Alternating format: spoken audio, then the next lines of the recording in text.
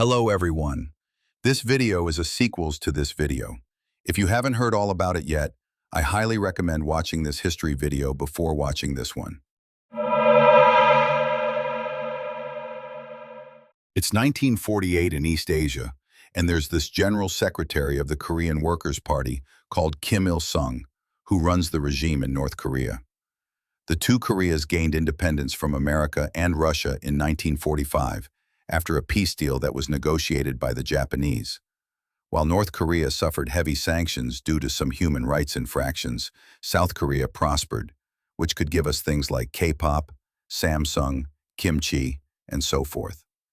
In 1950, on the 25th of June, Kim had launched Operation Pakpung and deliberately invaded South Korea by demolishing the 38th parallel. What are you going on about?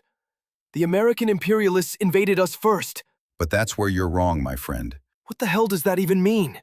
I'll explain it to you, I guess. After the invasion of the ROK, the Korean People's Army made strategic advances.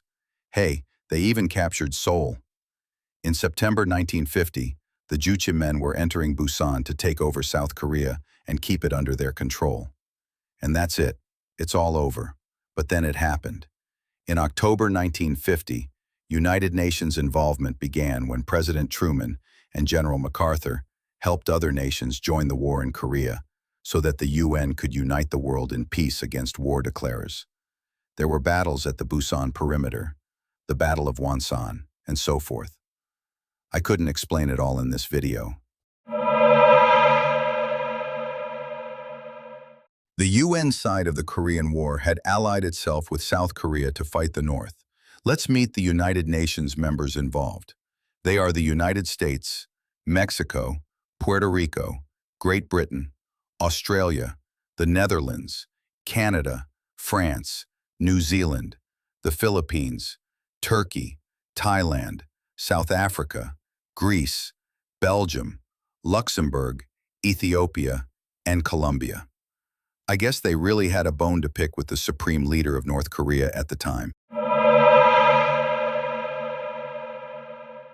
Looks like we have a new fighter for the heavily armed red side, introducing the Chinese People's Republic, which is headed by Mao Zedong, but we're going to call him the chairman in this video. As soon as the CCP entered the war, they got pounded by these red soldiers holding Norinco guns and these giant Dongfeng rockets.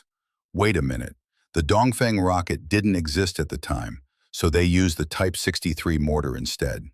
After the Chinese helped take back the DPRK with the help of our old friend Kimmy, the war ended in stalemate. This caused demilitarized zones like this to be created. Despite its name, it is one of the most heavily militarized borders in the world. If you cross the border, you will end up in North Korea, and no one is going to be responsible for your safety if you go there. So it's best if you bring a guide, like this person here.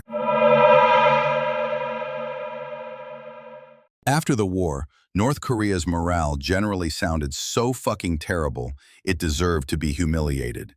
Ha ha. Anyways, North Korea's leaders. The first one is Sung, then he died. Next it was Kim Jong-il, then he died too.